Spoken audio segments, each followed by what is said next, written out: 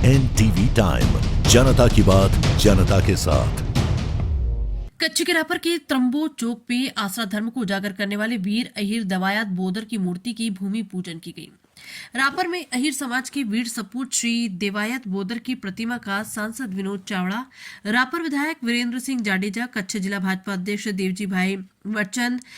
रापर खादिर अहिर समाज सूरत अध्यक्ष हरिभाई वरचंद, नरेश भरचंद, सदस्य भगाभाई अहिर, जिला पंचायत सदस्य रुपेश भाई अहिर, रापर तालुका पंचायत सदस्य बीजल भाई अहिर, खेंगर भाई अहिर, वाला भाई अहिर, जेरम भाई अहिर, प्रभु भाई अहिर, बाबा भाई अहिर की उपस्थिति में विश्राम किया गया। इस अवसर पर हरिभाई अहिर, पेठा भाई अहिर, काना भाई अहिर, लालजी भाई अहिर, नारायण भी अहिर, गणेश भाई अहिर, भीमा भाई, श्यामजी भाई अहिर, वेलजी भाई अहिर, राजेश भाई अहिर, हमीर भाई अहिर तथा रापुर तालुका खंडीर के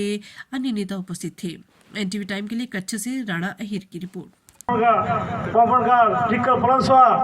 ने 42 ગામ જે નર્મદાથી વંચિત હતા તે 42 ગામના પણ કામ મંજૂર થયા ત્યારે